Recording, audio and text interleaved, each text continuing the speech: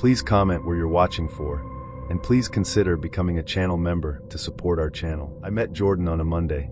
You're not supposed to meet someone magnetic on a Monday. Mondays are for withered leftovers and mild existential crises. But there he was, sitting in a corner of the coffee shop I used as my escape pod from real life. Navy jacket, gray sweatpants, and a notebook he was pretending to write in. He looked like a man who never had to rehearse charm. That soft kind of masculinity that smells like tobacco and cinnamon and the illusion of being fixed. I sat near him because I liked the tension of pretending not to stare. When he caught me, he smiled like we'd already shared a secret. "Careful," he said. "You're starting to look familiar." I laughed, sharp and instinctive. "That's a terrible line." "Is it?" he asked. "It got you to talk to me." We didn't talk long. 15 minutes, tops. He was waiting for a ride. I was avoiding an inbox full of adult responsibilities. But there was something easy about him. Casual without being lazy.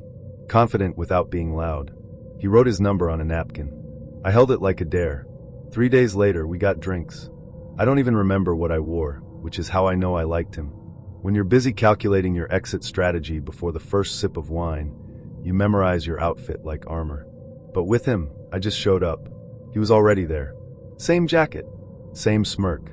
He stood when I arrived, old school, unexpected, and kissed me on the cheek like he was claiming real estate.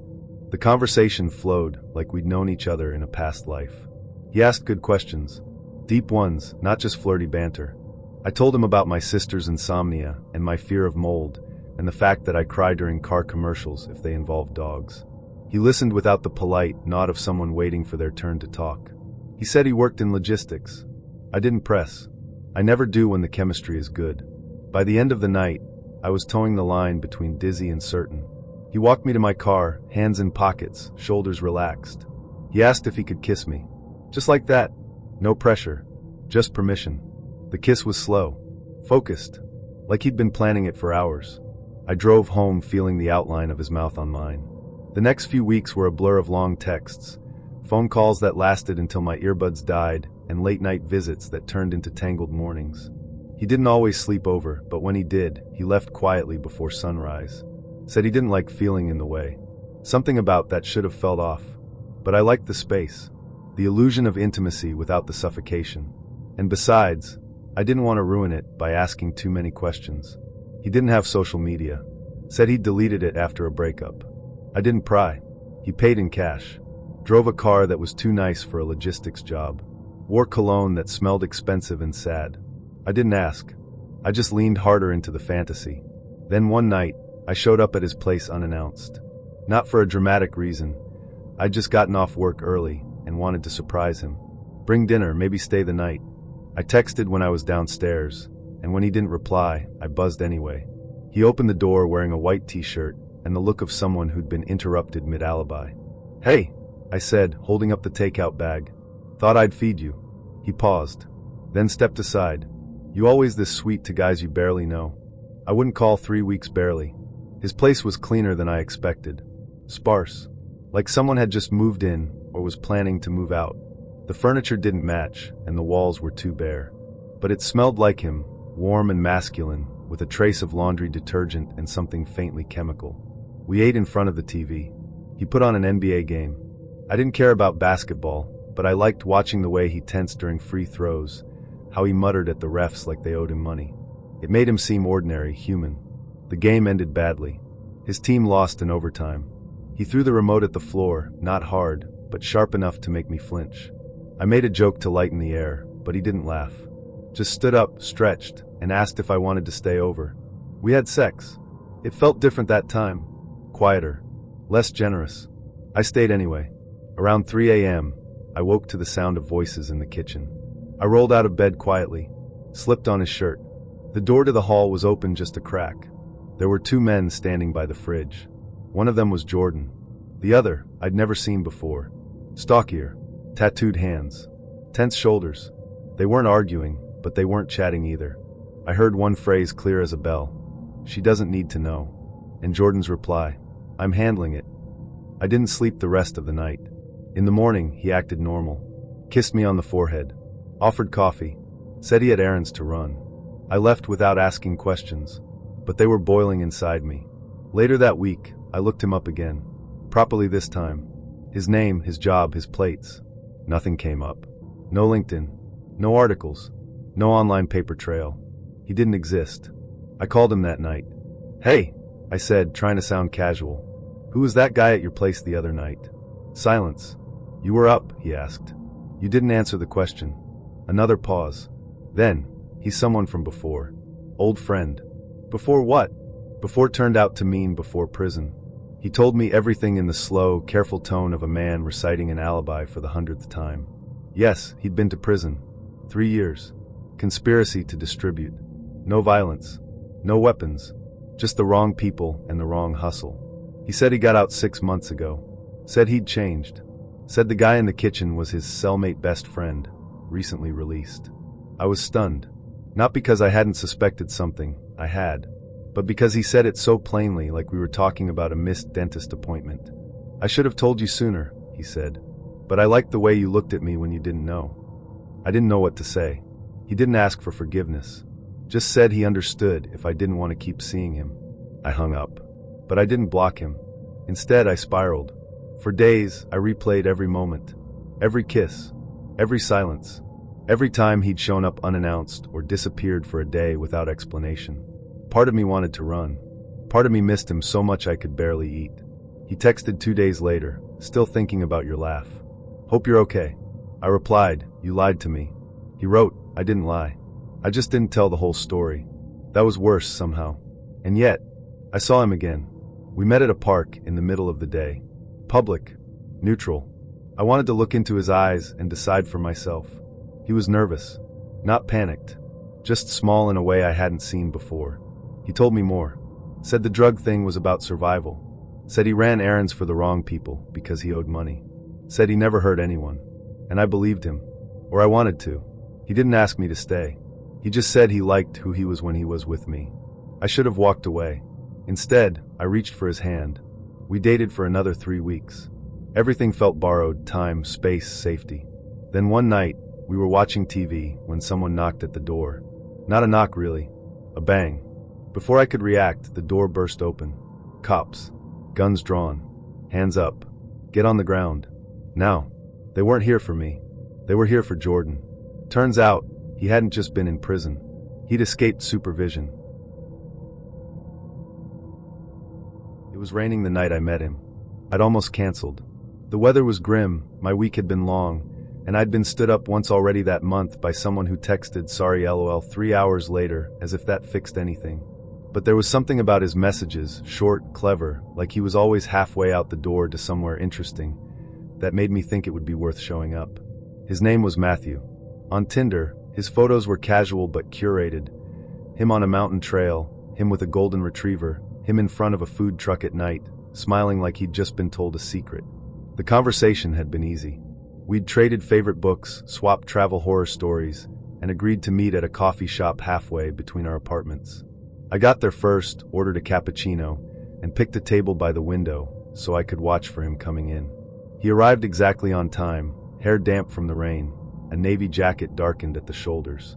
In person, he looked like his photos but sharpened somehow, his eyes a little brighter, his smile a little more deliberate. We shook hands, his grip warm and lingering, and sat down. The first few minutes were textbook first date. Small talk about work, where we grew up, how we ended up in the city. But there was something about the way he looked at me. Not the casual glance you give someone when they're talking, but an unbroken, unblinking focus, as though he were memorizing my face one detail at a time. I told myself it was just attentiveness, a rare thing these days, but my fingers kept circling the edge of my coffee cup like they were looking for a way out. Then came the questions. What street do you live on? Do you live alone? Where's your office? Which subway stop is closest? He asked them like they were part of a normal conversation, weaving them between questions about my favorite films and whether I liked spicy food. I gave vague answers, changing the subject when I could, but he had a way of circling back, rephrasing until he thought he'd gotten what he wanted. 30 minutes in, I knew I wouldn't see him again. 40 minutes in, I was looking for a polite exit. I told him I had plans to meet friends, gathered my coat, and stood up. He insisted on walking me out, lingering in the doorway as I opened my umbrella. When he hugged me goodbye, his arms locked around me like I might try to escape mid-embrace. He whispered, "I'll see you soon," like it was a certainty. I blocked him on Tinder that night. 3 days later, I saw him again, or rather, I saw his car. I recognized it from the coffee shop parking lot. Black, dented near the back wheel, the kind of car that looks like it's been holding on to too many miles. It was parked across from my apartment building. At first, I thought it was coincidence, maybe even paranoia. But when I left for work, I glanced across the street and saw him sitting in the driver's seat, his hands resting perfectly still on the steering wheel, watching my building. I didn't sleep well that night. Over the next week, his car began appearing in other places. Outside my office, near the grocery store. Once, when I was meeting a friend for dinner, it passed slowly by the restaurant, Matthew in the driver's seat, eyes fixed straight ahead. I stopped walking home the same way twice, varied my grocery shopping times, but he still turned up like he had some private map of my life. The first time he approached me after that, it was morning, early enough that the air still felt damp with the memory of night. I was in line for coffee when I heard his voice behind me. "Didn't think I'd run into you here." I turned, forcing a smile I didn't feel. "Matthew." "Hi. Small city, I guess." He stepped closer, too close, and the line shifted around us uncomfortably. "We should talk," he said, his hand closing around my wrist like a clamp. The contact was sudden and hot, and I tried to pull away, but his grip only loosened when the barista called out for the next customer and told him to move along. That was the day I went to the police. They took my statement, nodded, asked if I had any proof. Without texts or threats or photos, they said there wasn't much they could do, not until he crossed a more concrete line. I left the station feeling smaller than when I'd walked in. The line came a week later, in the middle of the night.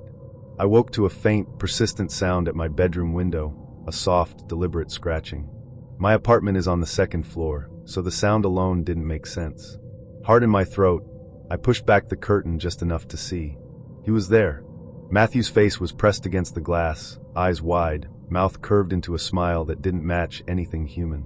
My scream tore through the dark, and he was gone before I could reach for my phone. When the police arrived, they didn't tell me I was imagining things.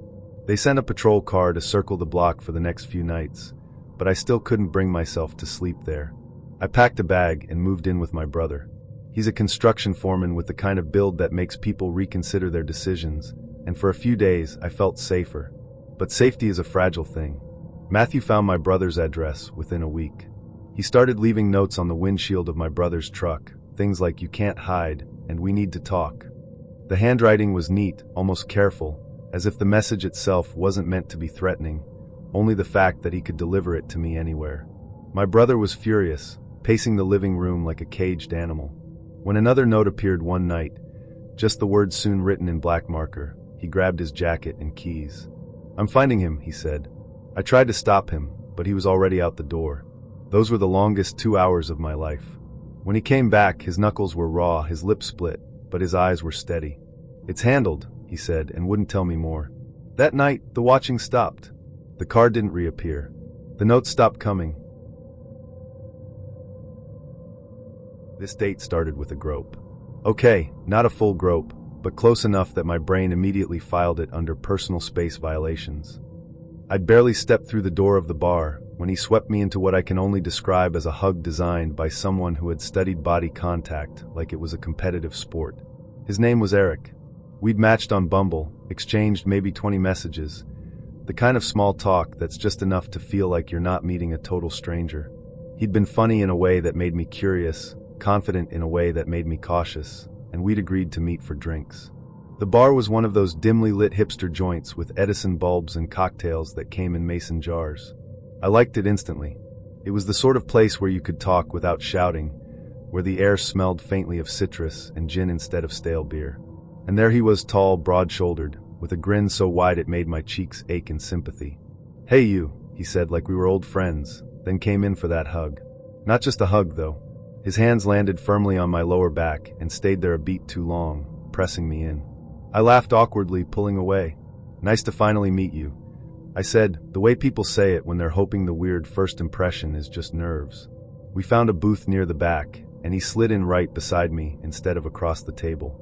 "Easier to hear you this way," he said, even though the music was barely louder than a whisper. The first drink went down quickly, mine because I needed something to do with my hands, his because he seemed determined to match me sip for sip. As we talked, I realized he had a way of leaning in so close that I could see the flecks of color in his eyes and feel the heat of his thigh pressed against mine.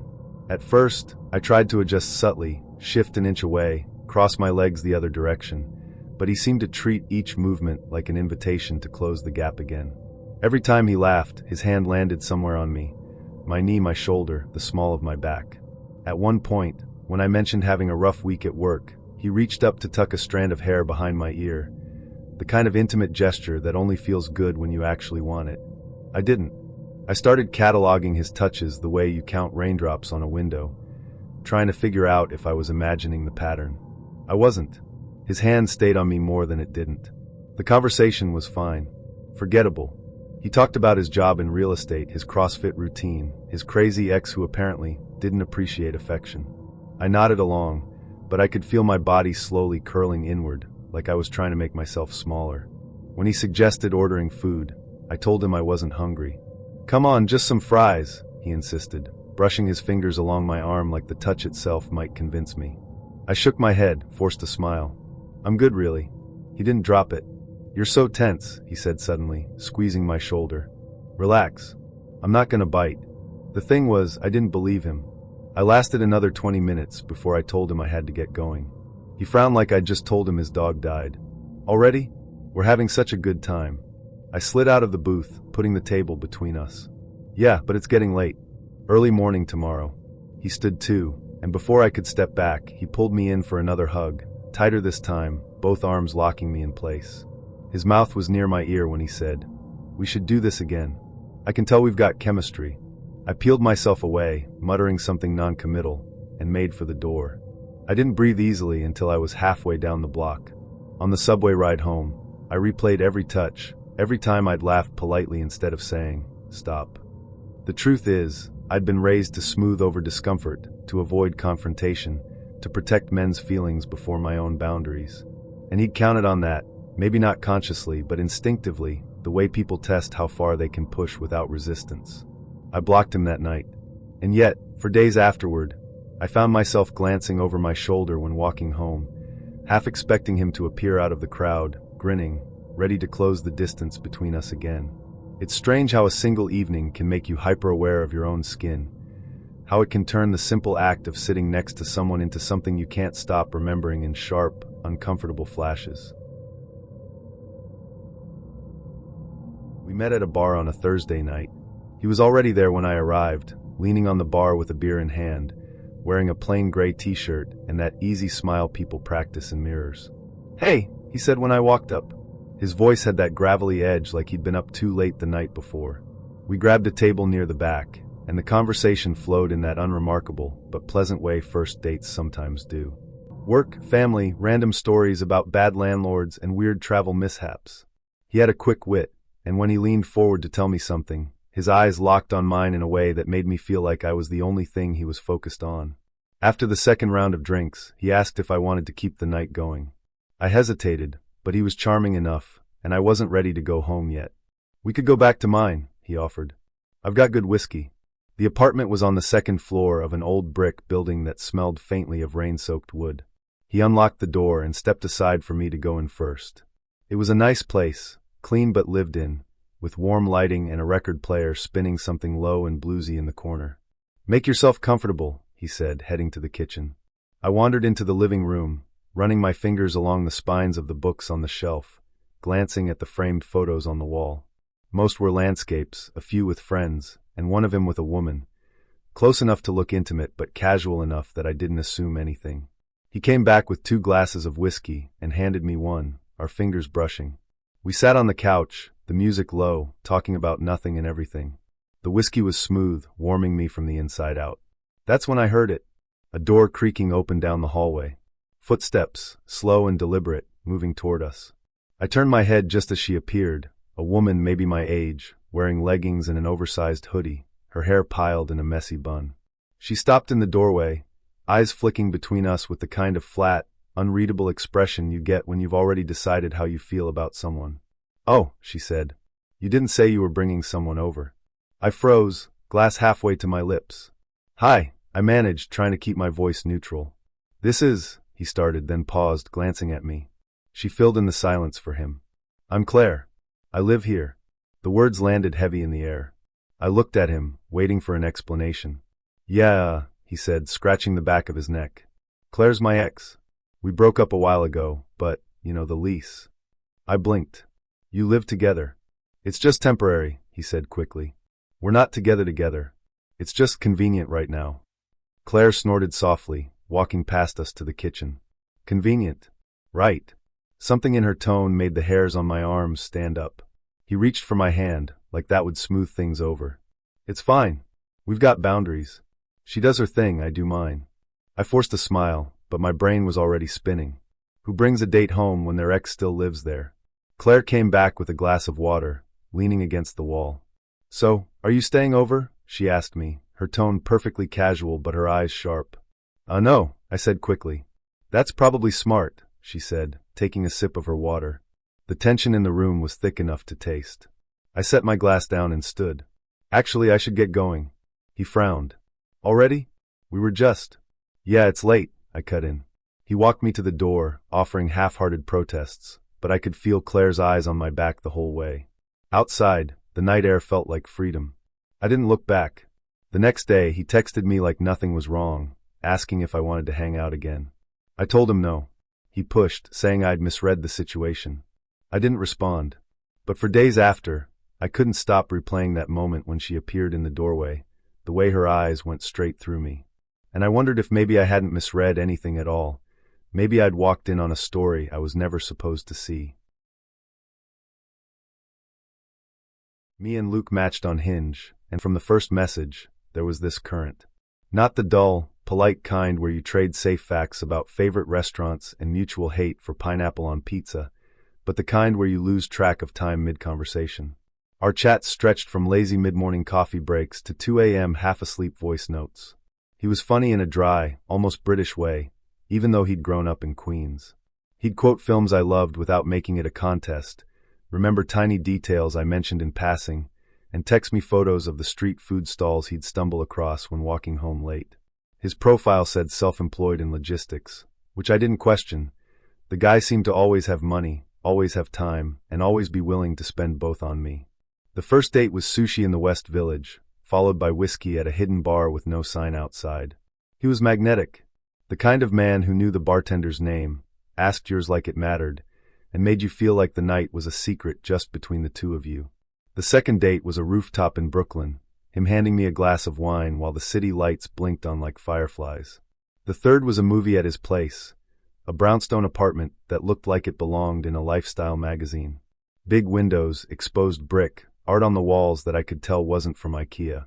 By the fourth date, we'd settled into something easy and hot, the tension between us so thick you could cut it with a knife. He'd touch my back in that way that's half guide, half claim, and I'd lean into him just enough to let him know I wanted more. He never pushed, not in the gross way, but the way his eyes would linger made it clear where we were headed. The night it happened, I was already halfway gone from the wine before I even rang his doorbell. He opened it in a black t-shirt and jeans, barefoot, smelling faintly of cedar and something darker I couldn't name. His hair was damp, like he'd just stepped out of the shower, and when he leaned in to kiss my cheek, his lips brushed just close enough to mine to make my pulse stumble. We started on the couch, music low, a candle burning on the coffee table. He poured me a drink, sat close enough that our knees touched, and let the conversation drift. Work, childhood stories, travel. I'd never been so comfortable in someone's space so quickly. His place didn't feel staged, it felt lived in, like he'd curated it for himself, not to impress anyone. Somewhere between my second glass of wine and the way he laughed when I told him about my worst high school haircut, his hand slid to my thigh. I didn't stop him. In fact, I leaned closer, my own hand brushing his chest, feeling the heat through his shirt. The kiss was slow at first, then deep enough to make my head spin. He tasted like whiskey and mint, and when he pulled me into his lap, I didn't even think to hesitate. That's when it happened. The sound was so loud I thought something had exploded, a violent crack of wood splintering, followed by shouting. The front door burst open like it had been hit with a battering ram. Before I could even register what was happening, the room filled with men in black tactical gear, their voices overlapping in a sharp, practiced rhythm. Police! Hands where we can see them. Now! Luke's entire body went still under me. His hands, which had been tangled in my hair seconds ago, went slowly up into the air. I scrambled off his lap, heart hammering so hard it hurt, my wine glass tipping over and spilling across the rug. The nearest officer barked for me to get against the wall. My voice came out in a stutter. What is this? What's happening?" Nobody answered me. Two of them moved in on Luke, pulling his arms behind his back with brutal efficiency. One of them started reading him his rights. I stared, my brain trying to catch up with the scene in front of me, my body still frozen like a deer in headlights. "Luke Hayes, you're under arrest for possession with intent to distribute controlled substances, trafficking, and evading arrest," the officer said, like it was just another Tuesday. My eyes whipped to Luke's face. His jaw was set, his gaze fixed on some point in the distance, like if he didn't look at me, I wouldn't exist. "What the hell?" My voice cracked, half fury, half disbelief. "Are you serious?" He didn't answer. I watched as they searched his apartment, pulling open drawers, flipping over couch cushions. One of them pulled a black duffel bag from under the bed and unzipped it, revealing stacks of cash bound with rubber bands and plastic-wrapped packages I didn't need to ask about. My stomach lurched. One of the officers came over to me, took my ID, and asked how I knew him. My mouth was dry as paper. "We've been dating," I managed. I had no idea. They believed me, I think. Or maybe they didn't care. They took my statement, asked me to step outside while they finished clearing the place. The night air hit me like a slap, cold and metallic, smelling faintly of rain. When they brought Luke out in handcuffs, his eyes finally met mine. There was no apology in them, no shame.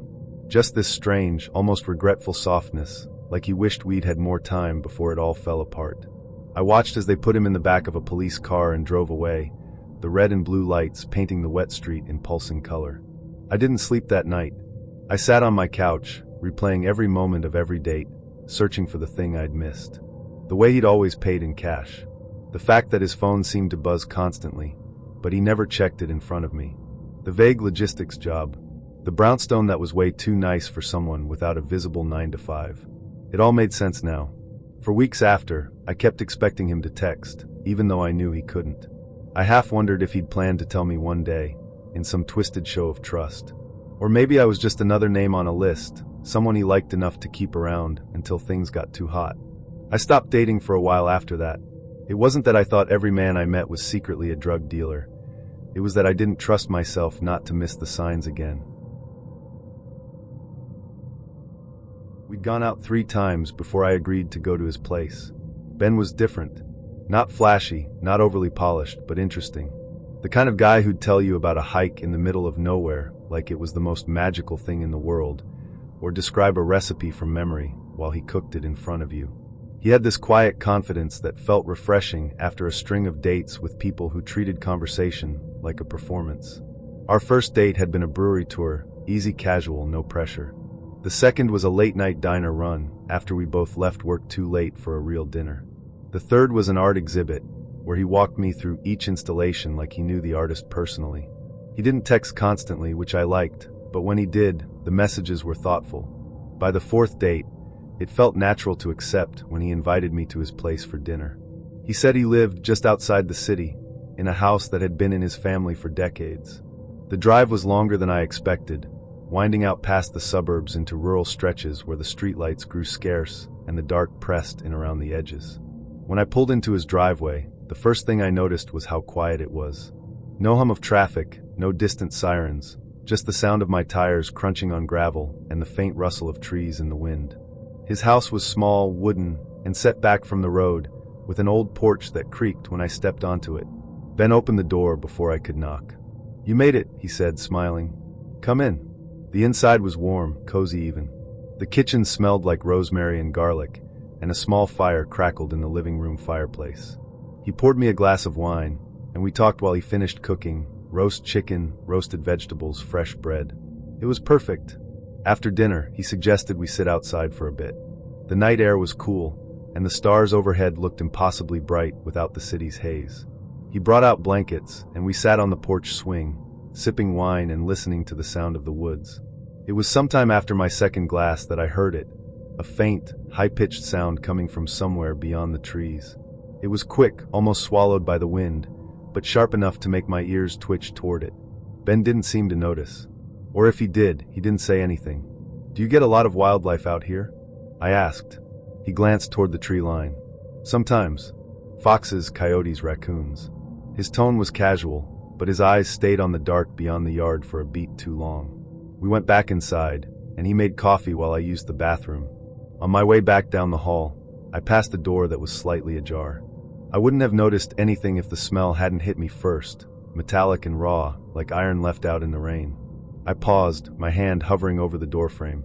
The light inside was dim, but I could make out shapes, shelves lined with jars, something large covered with a tarp in the center of the room, and on the far wall, a series of hooks that glinted faintly in the low light. Before I could look any closer, Ben's voice came from the kitchen. You okay? I stepped back quickly, forcing my voice to sound normal. Yeah, just got turned around. Back in the kitchen, he handed me my coffee and asked if I wanted to watch a movie. I said sure, but my mind kept circling back to that room, to the smell, to the faint sound I'd heard outside. Halfway through the movie, I realized he wasn't really watching. His gaze kept drifting toward the window, toward the dark outside. At one point, he got up, muttered something about checking the firewood, and stepped out onto the porch. I watched him through the glass, the way he scanned the yard, the way his shoulders were tense. When he came back in, he smiled like nothing was wrong, but I'd already decided I wasn't staying late. I made some excuse about an early morning and started gathering my things. He walked me to my car, and just as I was about to get in, that sound came again, sharper this time, closer. My head turned toward the trees. Ben's hand landed on my shoulder. Don't worry about it, he said quietly. It's nothing. The way he said it made my skin crawl. I drove away with my windows up and my doors locked, the darkness swallowing the road behind me. The next day, curiosity got the better of me. I searched his name online. It took a while, but I found it, a local news article from years back.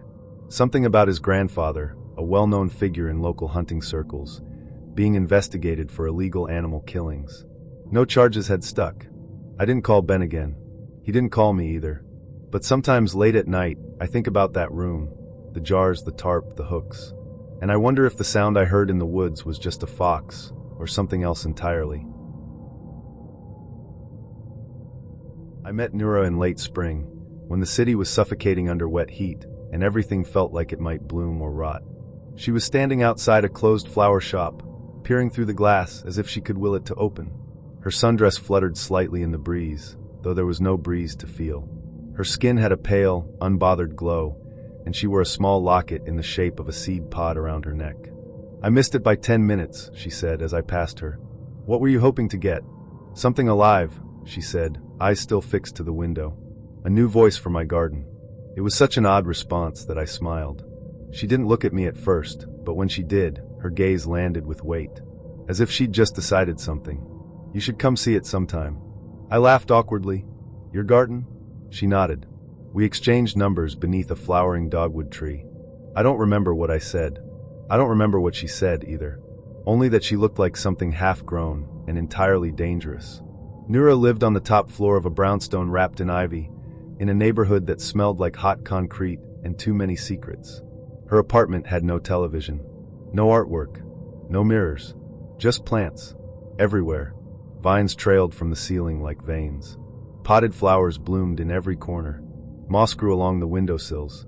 A single twisted tree curled out of a broken ceramic tub in the middle of the living room. The air inside was thick, sweet, almost wet. She saw me looking and smiled. Each one has a name, she said. I asked if she'd always loved plants. She tilted her head. They loved me first. We started dating that week. At least, I think we did. She never asked, never declared anything. She simply appeared in my life. A new constant, a new rule. She rarely left her apartment. Said the garden didn't like being alone. But she always invited me over. And each time I came, she asked questions. Deep questions. Intimate questions.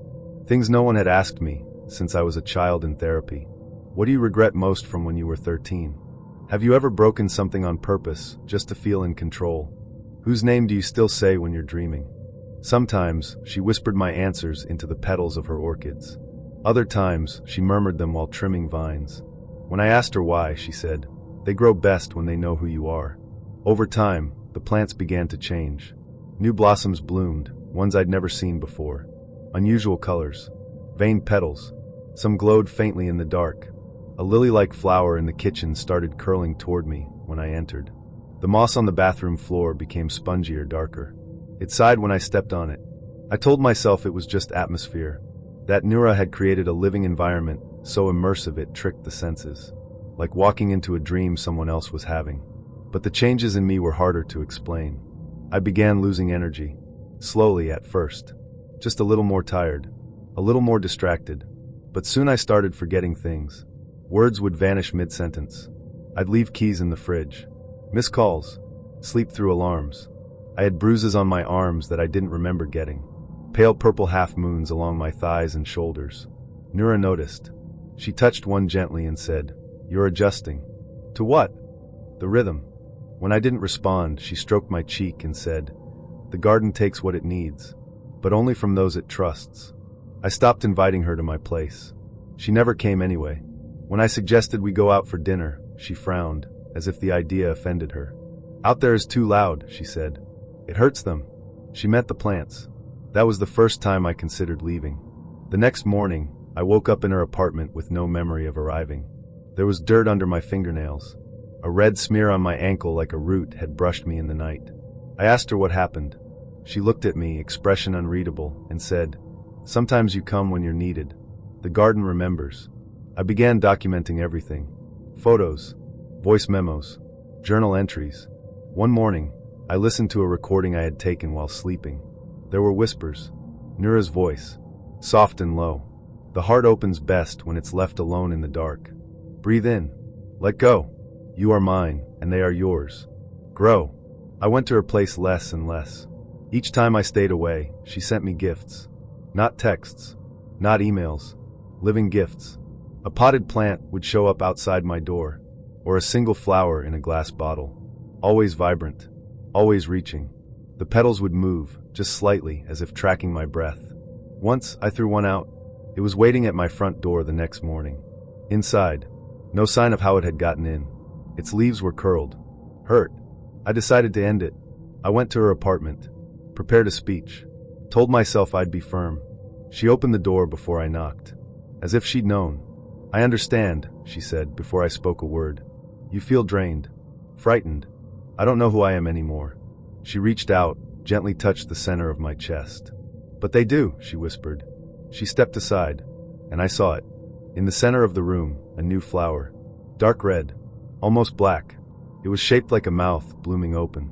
Inside the petals, something pulsed softly, like a heartbeat. A small tag hung from its pot. It had my name. I ran. Didn't look back. Blocked her number.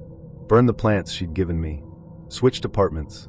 Tried to forget, but I still dream of vines wrapping around my limbs, of petals whispering in my ears, of soil sliding into my mouth.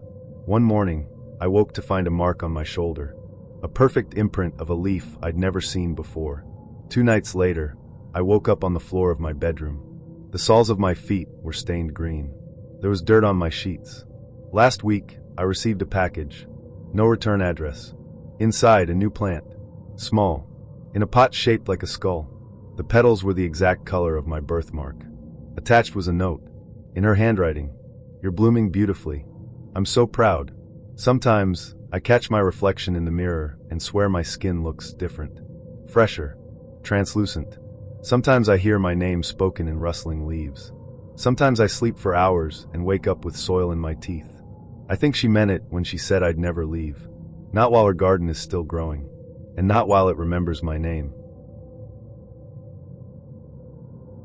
I met Stellara on a Tuesday that smelled like wet pavement and burnt espresso. It was one of those gray afternoons where the clouds felt heavy enough to fall, and I was waiting in line at a small bookstore cafe that I'd never been to before. I was distracted, scrolling through my phone, half-heartedly eyeing the scones, when someone tapped my shoulder.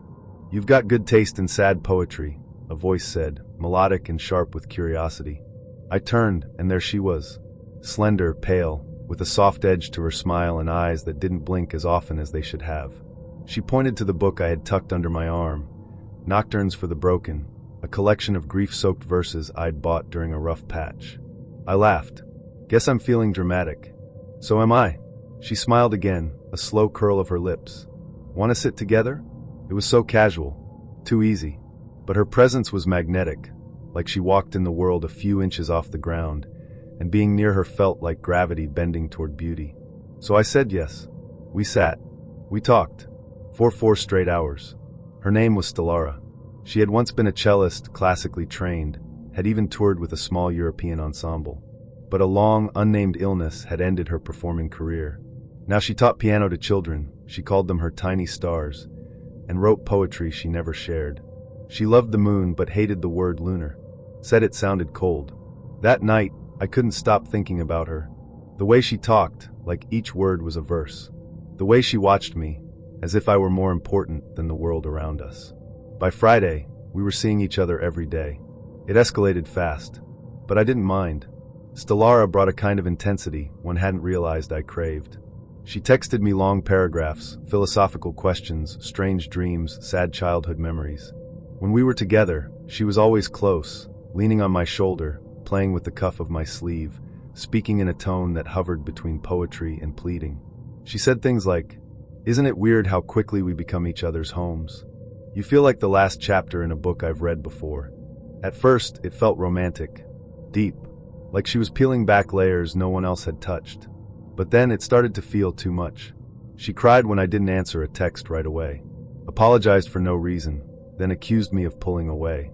She'd stare at me sometimes with a strange sadness and say, "I just hope you don't leave before it's time." I chalked it up to trauma, to passion. I told myself I could handle it. Then, on the 13th day of knowing her, she told me she was dying. We were in my apartment, on the floor beside the couch, drinking cheap wine and listening to a scratched record she'd brought. "My kidneys are failing," she said, so casually I almost didn't hear her. "What?" She repeated it. "They're shutting down. It's genetic. Complicated. I'm not eligible for the transplant list." I froze. "Jesus, Stellara. I didn't know. I'm telling you now." She sipped her wine. "There's a workaround. A directed donor. Someone healthy. Compatible. Someone who loves me." She looked up, her gaze clear and heavy. I knew what she meant. "Stell," I said carefully, "we've only known each other for 2 weeks." Her expression didn't change. Not a flicker. "I know," she said. "I understand." She left shortly after. Said she was tired. She didn't kiss me goodbye. The next morning, my phone was a war zone. Dozens of texts. Missed calls. Emails. Social media notifications piling in like a flood. The first message read, "You monster. I hope she lives long enough to forget you." Another, "It takes a special kind of evil to let someone you love die." Confused, heart pounding, I opened Instagram. And there it was. A post from Stellara. A photo of her in a hospital bed. Tubes in her arm. Her face pale but lit from within, like martyrdom made flesh. The caption read, "He could have saved me. But he chose not to. Some people only love when it's easy." She tagged me. The comments were a funeral of my reputation. Name and shame. This guy's heartless. Imagine being given a chance to be a hero and choosing to be a ghost. This is emotional homicide. Some were from strangers. Some from people I vaguely knew. Friends of friends. College classmates I hadn't spoken to in years. I tried to defend myself, at first. Tried to explain. But each reply was twisted, mocked, dismissed. So I deleted my accounts. All of them. Vanished from the digital world like a ghost. But it didn't stop there. A week later, flyers started appearing. Posted on street lamps near my building. Taped to cafe windows. Left under windshield wipers. Always the same design. A photo of Stellara. The quote from her post. My full name printed underneath in bold. Then the voicemail came. Blocked number. 2:17 a.m. I let it go to voicemail.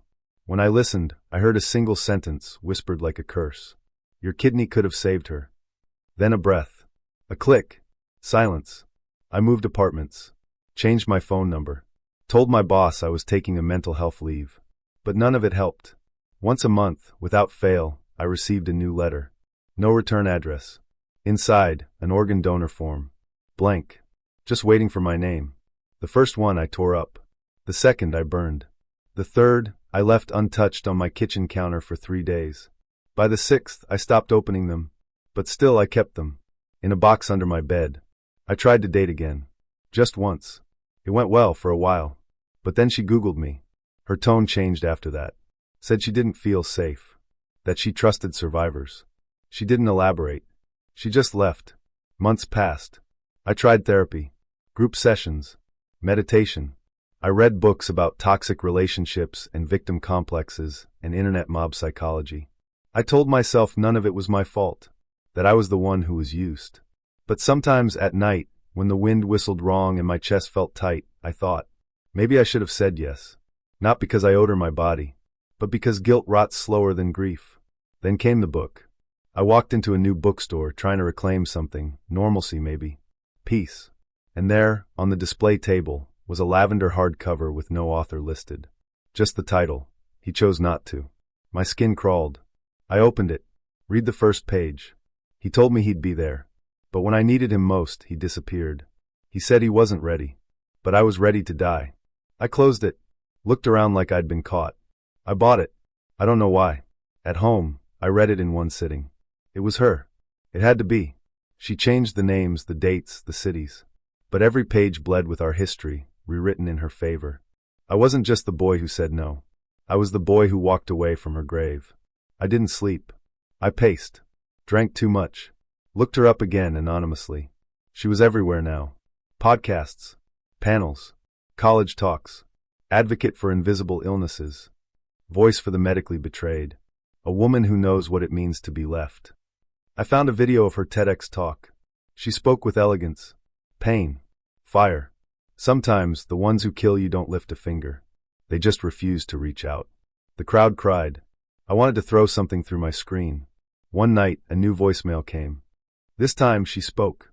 Hey, it's been a while. Just wanted you to know. I'm okay. I've found alternatives. You weren't the only one after all. A pause. I never really needed your kidney. Just your guilt. Another pause. It lasts longer. Then a click. The next day another form arrived. But this one was different. It was already filled out. My name.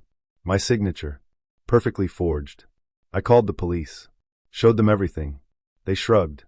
She hasn't made a threat, one officer said. This is weird, sure. But technically it's legal. What about the forged signature? Could be a prank. I walked out feeling like a character in someone else's horror story. One I couldn't rewrite. The first time I met Elric, he was carrying a tarantula on his shoulder. Not in a cage. Not in a box. Just casually perched there like a brooch made of nightmare. We were at a friend of a friend's art show. One of those warehouse gallery pop-ups with flickering fluorescent lights and experimental jazz humming from a dusty speaker. I was drinking cheap wine out of a plastic cup when Elric appeared beside me, a living Halloween prop clinging to his hoodie. I flinched. He didn't. She's friendly, he said. Her name's Matilda.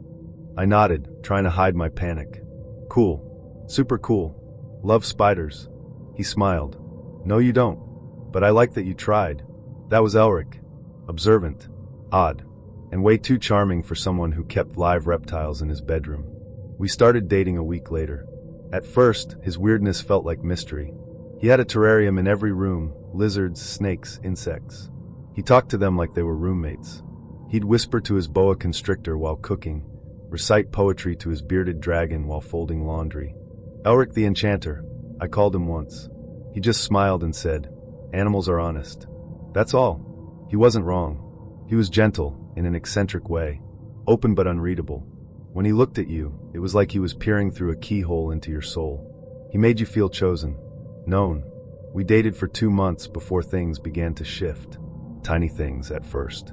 He insisted on keeping all the windows closed, even during heat waves. Said the lizards liked it that way. He labeled everything in his apartment, drawers, plates, even chairs. Helps with alignment, he told me. Prevents energy slippage. I rolled with it. Everyone has quirks, right? Then came the spider. It happened late one night. I'd stayed over. We were in bed watching some black and white horror flick from the 60s. Elric fell asleep, his head on my lap. I got up to grab water. I didn't see her. Matilda. She must have been crawling across the rug. I felt the crunch before I saw her. A horrible, delicate pop beneath my heel. I froze. Looked down. She wasn't squished completely, just broken. Still twitching. I screamed. Elric sat up instantly. What was that? I couldn't answer. Just pointed. He walked over, knelt beside what was left of Matilda. Picked her up with both hands like she was a child. He didn't scream. He didn't cry. He whispered she was 16. Then he looked at me. You'll have to bury her. I thought he was joking. He wasn't. He handed me a small shoebox lined with tissue paper and moss. Inside, Matilda, her legs carefully tucked, her body posed like she was sleeping. I already made it, he said, for when the time came. He led me out to the backyard behind his apartment, gave me a tiny, ornate trowel, told me where to dig. The hole had to be 5 inches deep.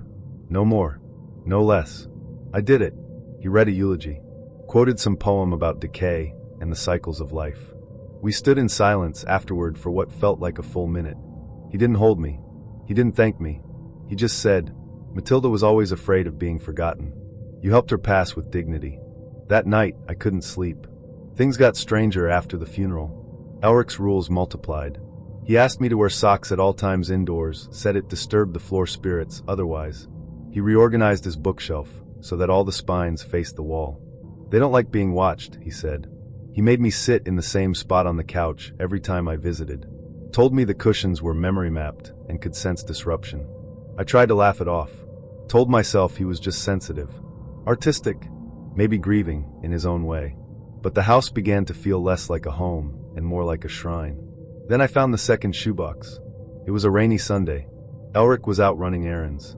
I stayed behind to work on a freelance piece. Got cold. Went searching for a blanket in the hall closet. That's when I saw it. On the top shelf. Black ribbon tied around it, just like Matilda's. I pulled it down. Inside was empty, except for a name written on the lid. My name, in Elric's handwriting. I froze. Stared at it for a full minute, trying to make sense of it. Was it a joke? A gesture? Some kind of symbolic thing? When Elric came home, I asked him. He didn't deny it. Didn't smile. It's for when you leave me, he said softly. What? I prepare. That's all. I laughed nervously. Elric, that's creepy. You can't make a coffin box for me just because we're dating. It's not a coffin, he said. It's a container. For memory. For grief. I don't like forgetting. I told him it made me uncomfortable. He just nodded.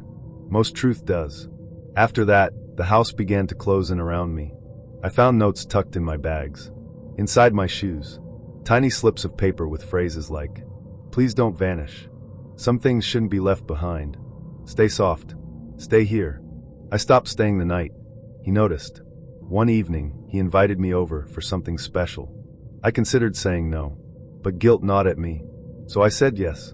He cooked dinner, beat pasta of course blood red, and lit candles all over the apartment. No lights, just flames and shadows. Everything felt deliberate. He handed me a gift. Another shoebox. I hesitated, heart pounding. Open it, he said. Inside was a glass orb. Inside the orb, suspended like a scene from a snow globe, a tiny model of me. Hair, clothes, expression, all accurate. It was too perfect, too detailed. I made it, he said, from memory. And hair. I dropped the box. He didn't flinch. I don't want to be remembered like this, I said. He blinked slowly. But it's how you are. I left that night. Didn't say goodbye. Changed my number 2 days later. But Elric didn't chase me. Not directly. Instead, I started receiving letters. Each one postmarked with no return address. The envelopes lined with pressed flowers. Inside, drawings. Me sleeping. Me crying. Me holding Matilda's box. He drew me like I was a saint in mourning. Each drawing was signed. E. Archivist of the Dead. I moved cities. New apartment. New friends. New job. But sometimes when I check my mailbox, I still find packages. Shoeboxes. Always empty. Always tied with black ribbon. I never open them anymore. I just know. I knew I'd made a mistake the moment I stepped out of the Uber. The guy didn't even try to hide it. He glanced at me, up, down, and then all the way up again like he was trying to make sense of what he was seeing. I was in a floor-length black satin dress, slid up to the thigh backless, with a halter neckline that took 3 YouTube tutorials and a prayer to tie correctly. He was wearing a Lakers hoodie and jeans. I thought you said this was a bar? I said, not even pretending to mask the disbelief. He smiled, boyishly confident. Yeah, it is. This is it. It was not. It was a shack with neon beer signs in the windows and a patio made out of uneven planks. From across the street, it looked like the kind of place where your shoes stick to the floor and someone gets kicked out nightly for arguing about darts. This is like a dive bar, I said, lowering my voice so the bouncer wouldn't hear. Yeah, he shrugged. But it's a fun dive. I come here all the time. I wanted to laugh.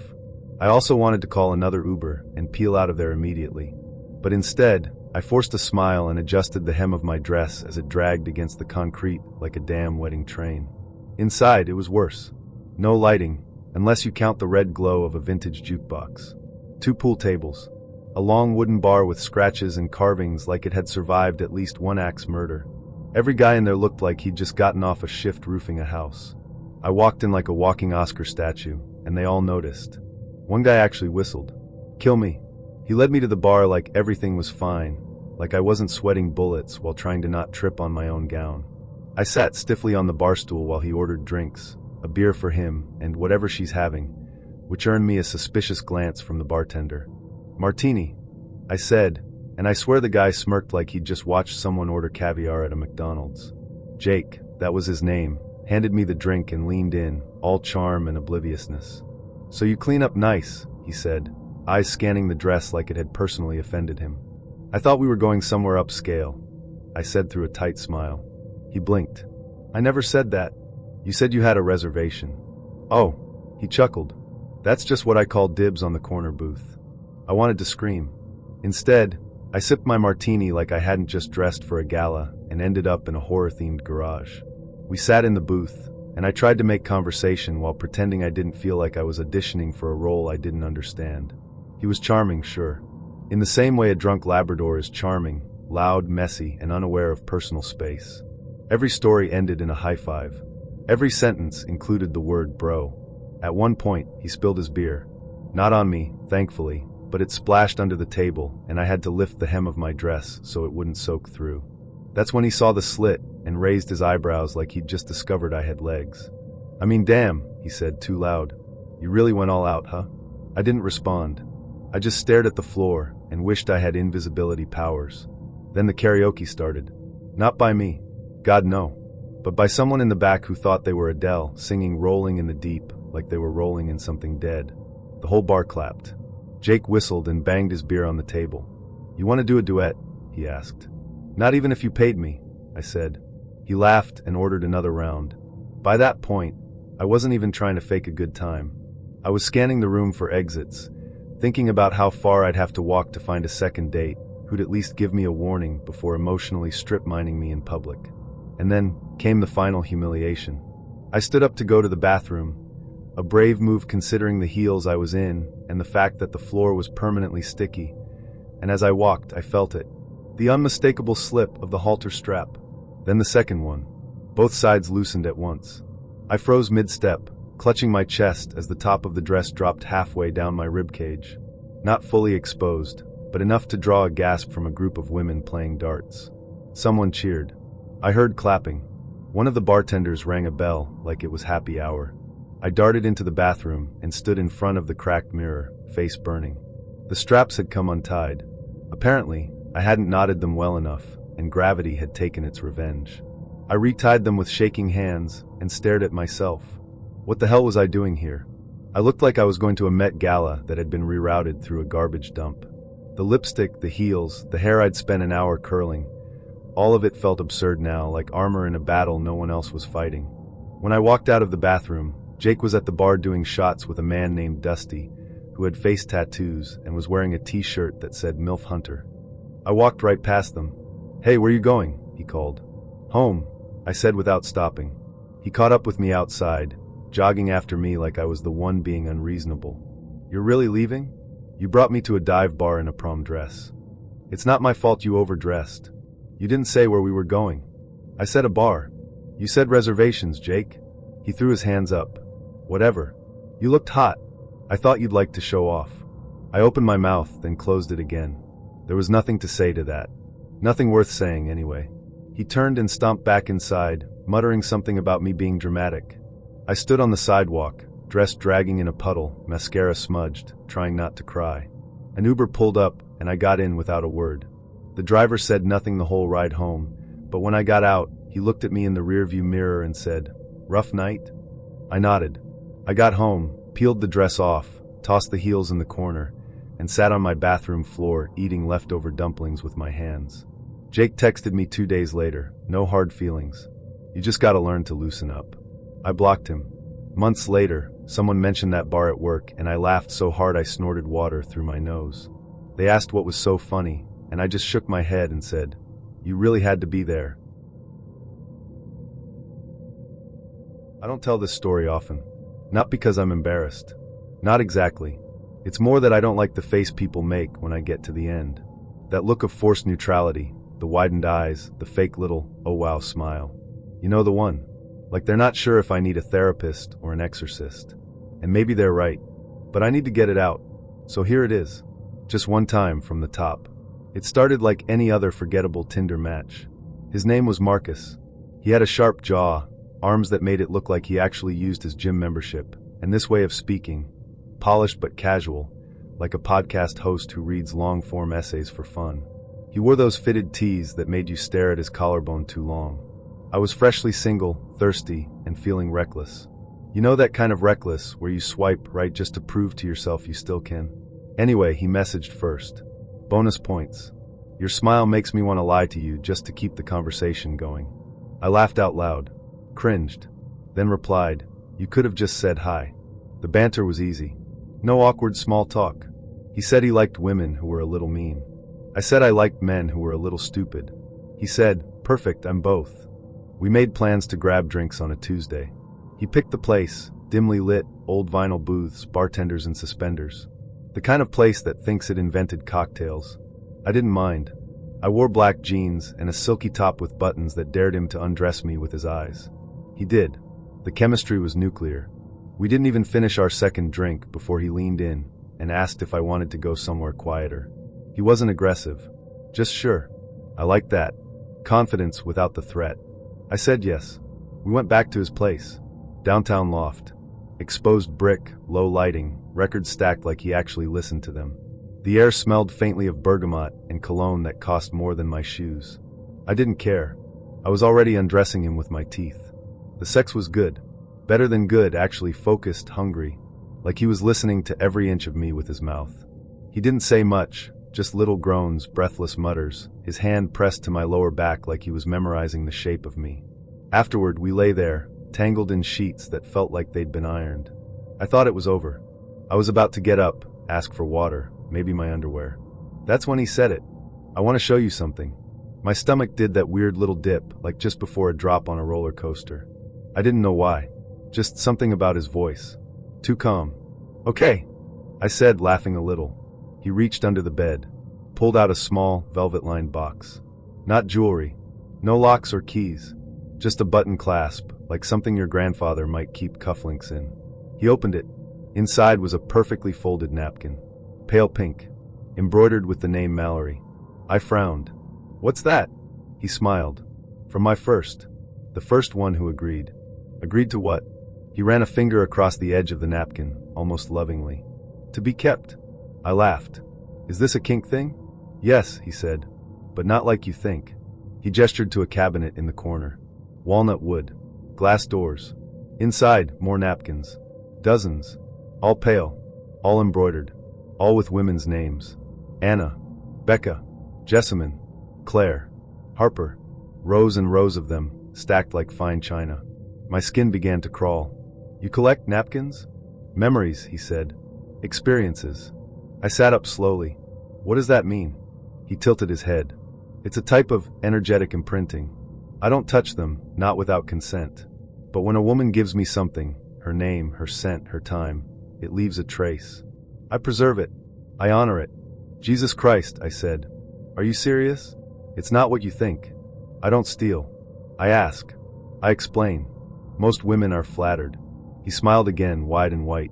"You'd be surprised how many like the idea of being remembered forever." I stared at the cabinet. There were at least 30 napkins. Maybe more. "Where did you get mine?" I asked. My voice was sharp now. Edged. "I haven't yet," he said. I was waiting to ask. I slid out of the bed, grabbing my clothes one limb at a time. He didn't move. Just lay there, arms folded behind his head like this was all perfectly normal. I got dressed in silence. He watched me calmly. When I opened the door, he said, "You don't have to be afraid. I'd never hurt you. That's not the point." I didn't respond. I didn't look back. I walked 5 blocks before I realized I was still shaking. 2 days later, he texted, "You're safe. I hope you know that." I blocked him. But it didn't end there. A month later, a friend matched with him. She sent me a screenshot. I told her everything. She unmatched. Then another girl posted on a private Facebook group. Described a man. A cabinet. Napkins. More women commented. At least 5. All said the same thing. He never hurt them. Never stalked. Never touched them again after. But he always asked for something. A piece of clothing. A lock of hair. A name written in cursive on paper. He called it a catalog of divine feminine essence. They laughed. Nervously. Said he was just weird. But I didn't laugh. Because I remembered the way he touched that napkin. Not lustfully. Reverently. And I don't know why, but that made it worse. It was a perfect afternoon. The kind of Saturday where the breeze smelled like roasted almonds and sunscreen, and everyone looked like they were starring in a commercial for casual happiness. I was walking through the promenade with Liam, a guy I'd been seeing for just under a month. Tall, floppy-haired, wore mismatched socks on purpose. He had that slightly chaotic artist energy, unpredictable, confident in weird ways, and exactly the kind of man you flirt with when you're not quite ready for anything serious, but bored enough to make bad decisions. We'd met at a poetry night where he read something about crows and capitalism. I rolled my eyes and slept with him a week later. This was our 3rd date. Casual. He'd texted me, "Let's wander." I said yes. I wore denim shorts and a white linen top. He wore a paint-splattered button-up and cowboy boots he claimed were ironic. The plan was to walk, maybe get ice cream, people watch. No stress. Just vibes. We were strolling down the crowded street, weaving through tourists and buskers, when I realized he was getting twitchy. His eyes flicked toward something ahead of us, and he started walking faster, muttering, "Oh man, I love this guy." Up ahead was a street performer. The usual sort, portable speaker, fedora on the ground, looping pedal setup. He was playing a reggae cover of Billie Eilish. I could already tell I was too sober for this. Liam practically skipped toward him. "Yo, this guy's a genius," he said. "I've seen him do Radiohead as Samba." I offered a polite nod and hoped we'd keep moving. But Liam didn't keep moving.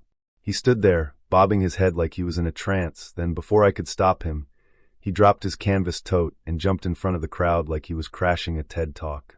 At first, I thought he was joking. Just doing a little dance, a wink-wink, make the girl laugh kind of thing. But then he actually grabbed the mic stand. No one stopped him. The musician, mid-loop, smiled like this happened often and stepped aside. And then Liam started to sing. No, not sing. Croon. Like some drunk jazz poet who'd found God in a Whole Foods aisle. Off-key, eyes closed, hips swaying like he was making love to the ghost of John Mayer. The crowd didn't know whether to clap or cringe. I stood frozen, mouth slightly open, praying for a sinkhole to open under me. "Oh my God," I muttered. "Oh my God." He made eye contact with me and winked. Winked. As if this was foreplay. People had stopped to film. Not just watch film. A girl next to me whispered, "Is that her boyfriend?" "I don't know that man," I said. "I've never seen him before in my life." It didn't stop. One song turned into another, then a rap verse, then an interpretive body roll that looked like he was trying to exorcise a demon from his spine. He performed like someone whose entire personality was a dare. Then came the clapping. Not for him, no, not at him. Just around him. Like the crowd wasn't sure what else to do. Polite confusion. One guy handed him $1. Another said, "Okay, that's enough, bro." But Liam didn't stop. He started beatboxing. It was the worst beatboxing I've ever heard. Like 2 squirrels fighting in a blender. I turned and walked away. I didn't say goodbye. I didn't make eye contact. I just turned slowly like a woman who had seen something she couldn't unsee, and drifted toward a coffee shop like I was escaping a cult. He followed me 5 minutes later, beaming. "Did you see that? I killed it." I blinked. "You hijacked a man's street set and made him your backing track," I said. "It's called collaborating." "No, Liam. It's called hijacking." He laughed. "You're embarrassed." "Of course I'm embarrassed," I hissed. "You sang an acoustic mashup of WAP and Leonard Cohen. A baby started crying. He didn't get it. Not even a little. It's performance art." "No, it's a cry for help." He pouted like a toddler denied dessert. "You're too uptight." I stared at him, this gangly man-child with too many rings and not enough self-awareness, and realized I was seeing him clearly for the first time. The chaos wasn't charming anymore. It was exhausting. I think I'm gonna head home, I said, reaching for my phone. Alone? He looked genuinely confused. But we were gonna get tacos. You were gonna get tacos, I said. I was gonna pretend this day didn't happen. That was the last time I saw Liam. But not the last time I heard him. 2 weeks later, I was tagged in a video on TikTok. Someone had uploaded street performer gets interrupted by drunk dude. And there he was, Liam, beatboxing with one hand in the air, shirt half unbuttoned, humping the air like it owed him money. The caption said, "She walked away. Smart girl." It had over 60,000 likes. The comments were brutal. I didn't delete my account. I left the video up, let it live. I met him on an app I'd downloaded as a joke. A friend had dared me to try dating again after a year of bad decisions, one-night stands, and a string of therapy appointments that all started the same way. I don't know why I picked these people. His name was Cal. His photos weren't just hot, they were cinematic. Moody lighting, soft smiles, perfect teeth that didn't look suspiciously bleached. One showed him leaning against a fence, a dog at his feet. Another, standing ankle-deep in a lake at sunset, shirtless and holding a fishing rod like some gentle lumberjack fantasy. And then the one that hooked me, him in a bookstore, sitting on the floor, glasses on, thumbing through the bell jar. "Okay, Sylvia Plath," I whispered to myself. "Let's see if you can disappoint me in person." I messaged first. He replied fast. Witty, warm. None of that hollow, performative energy most guys carried like cologne. He asked about my writing, not just my job. He told me his favorite poem was one he'd written but never shown anyone. He said he'd share it on our third date. Cute. Mysterious. Confident. He spoke in paragraphs, not emojis. No love bombing, no hey sexy. Just an actual person. It felt like a miracle. We talked for 2 weeks before he suggested dinner. A quiet spot in an old neighborhood. He picked the place, made the reservation. Already ahead of 90% of men I'd dated. He looked exactly like his pictures. Same tousled hair, same denim jacket. But more than that, he moved like a person used to being watched. Casual, self-assured, camera-aware. And the voice, deeper than expected, like late-night jazz radio. He kissed me on the cheek. Hello. I pretended not to swoon. Dinner was perfect. He asked questions. Remembered things I'd told him. Told stories that danced the line between charming and vulnerable.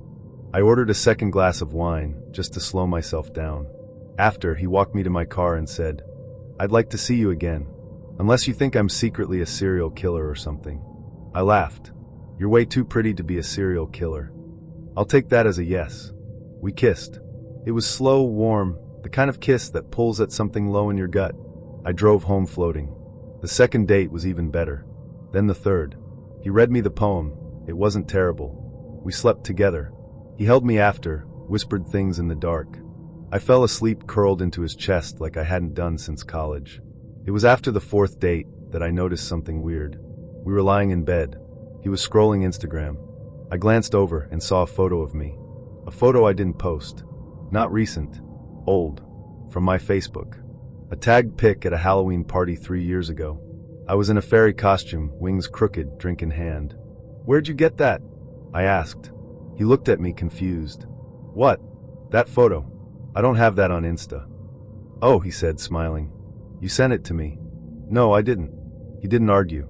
Just set his phone down and kissed my shoulder. I let it go. Mostly. Later, I searched his profile for the photo. It wasn't there. Neither was anything else. In fact, I couldn't find his account at all. Maybe he'd changed his name. Maybe I was just bad at searching.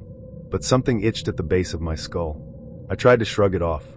Until the next week, when a woman DM'd me out of nowhere. "Hi. I know this is weird, but I think we're dating the same guy." I stared at her message for a long time before replying. She sent a screenshot. It was Cal, same smile, same photos. But his name was Mason, and his bio said he lived in Denver. He had messaged her a poem, the same one he read me. We compared notes. Timeline overlapped. So did the words he used. Down to the compliments. Down to the kissed me like he was memorizing the shape of my mouth. I felt sick. I confronted him that night. He denied nothing. "I'm not seeing her anymore," he said, voice calm. That was before we got serious. I hadn't known we were serious. I didn't remember that conversation. "But you used the same lines," I said. "The same poem." "I wrote it," he said. "It's mine." You gave it to both of us. I wanted to connect. Sometimes you recycle. Doesn't mean I meant it any less with you. I didn't know what to say. I left. He didn't stop me. That should have been the end. But I wasn't done. I started looking. Digging. Reverse image search. Reddit. Forum posts. A burner account on a dating subreddit had flagged a man with Cal's photos. Different name, different city. Comments about him being a fantasy boyfriend. Too perfect to be real. More women reached out. 6 total. Every one of them thought they were the only one. Same lines. Same compliments. Same poem. In some photos, his hair was longer. In some, he had a dog. One woman swore she met him at a coffee shop in Seattle. Another said she'd FaceTimed him every day for a month. One had sent him money. I couldn't find any record of the real Cal. No tagged photos.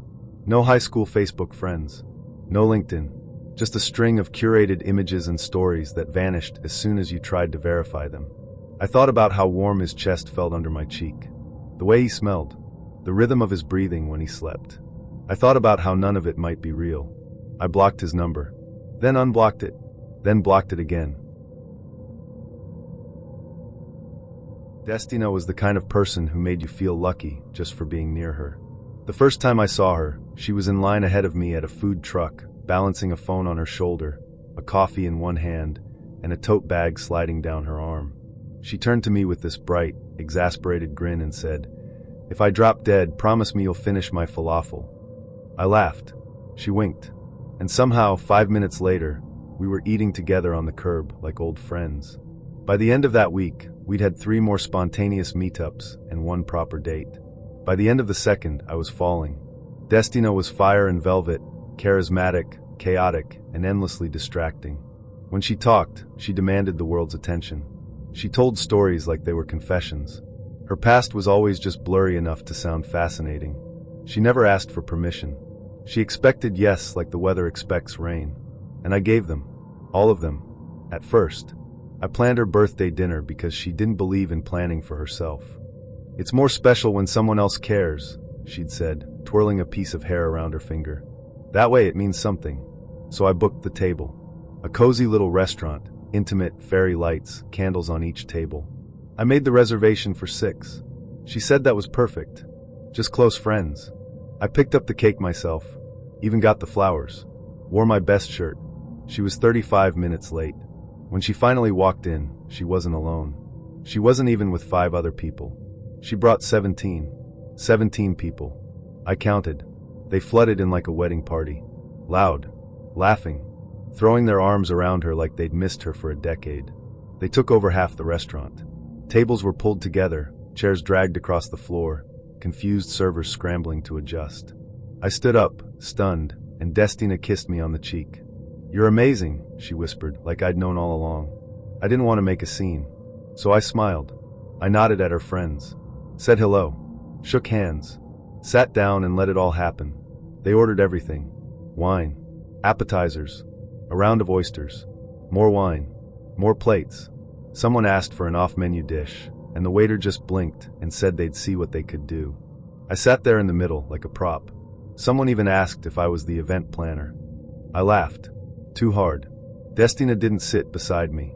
She bounced between conversations, posed for pictures, clinked glasses, told stories that didn't include me. I caught her looking at me once. She gave a thumbs up and mouthed, "You're doing great." When the check came, it was slipped discreetly beside me. The waiter didn't ask. He just placed it in front of me like I'd already signed the contract. I didn't even look at it at first. Just stared at the little leather folder. My name on the reservation. My world tilting. Then I glanced at the number. I had to blink twice to make sure I wasn't hallucinating. It was almost $900. I swallowed hard. I looked around. No one was reaching for their wallets. Some were already standing, stretching, laughing, preparing to leave. Destina caught my eye, winked, then turned back to her conversation. I paid, with a shaky hand and a maxed-out card. That night, I couldn't sleep. I lay awake, staring at the ceiling, the receipt on my nightstand like a blood-stained napkin. I told myself not to overthink it. Maybe she didn't realize. Maybe she thought we'd split it. Maybe. But no. The next morning, she posted a photo. Her, smiling at the table. Her friends laughing in the background. Candles glowing. Plates full. My chair was cropped out. The caption read, "Blessed to have people who always show up for me." I stared at it for a long time. No tag. No mention. I commented, "Glad you had a good time." She replied with a single heart emoji. Then she deleted the comment. I tried to talk to her about it, told myself I needed closure. Or maybe just a refund. We met for coffee. She looked radiant, like nothing had happened. She thanked me again for being such a rock star, and said her friends loved the vibe. I said carefully, "You didn't tell me there'd be that many people." She blinked, sipped her latte. "I figured you could handle it. You didn't offer to help pay." She smiled. "You're the one who invited us." "Us?" She shrugged. "Don't twist it. I want to understand what that night was to you." "You're making this weird," she said softly. "It was a beautiful night. Why ruin it with numbers?" I didn't see her for a while after that. I tried to move on, forget the whole thing, but she didn't make it easy. A few weeks later, I ran into someone from the dinner. A woman named Freya, who'd sat beside me that night. She looked surprised to see me. "Oh," she said. "I thought you moved." "I didn't." She smiled awkward. "Weird. Destina said you ghosted. That you blocked her." I blinked. "No, that's not what happened." "Yeah, she said you couldn't handle being with someone in the spotlight. That it intimidated you." My stomach dropped. What else did she say? Freya looked uncomfortable. That you got weird. Controlling. Didn't like sharing her. I left that conversation shaking. I tried messaging Destina. She left me on read. The next day she posted a tweet. "Some people can't love you unless they're the only one who matters. Their love comes with receipts." I became a punchline. A ghost boyfriend. The bitter ex who couldn't handle a queen. Every time I tried to defend myself, it looked worse. More desperate. So I stopped. But I started noticing something. It wasn't just me. A bartender I knew, he'd dated her briefly, told me she once brought him to a family dinner, then left him with a check after introducing him as her driver. Another guy said she'd used his credit to lease a car, just temporarily, then ghosted him before the second payment. There were patterns, but no one cared, because Destina was untouchable. She floated through lives like perfume, left people gasping and dizzy, then disappeared. Months passed. I still saw her now and then, on mutual friends' stories. At parties I avoided, always glowing, always loved. Then one night I got an envelope under my door. Inside was a photo of that dinner, uncropped. There I was, sitting at the edge of the table, shoulders tense, eyes hollow. A ghost at my own party. On the back she'd written, "You'll always be part of something bigger than you."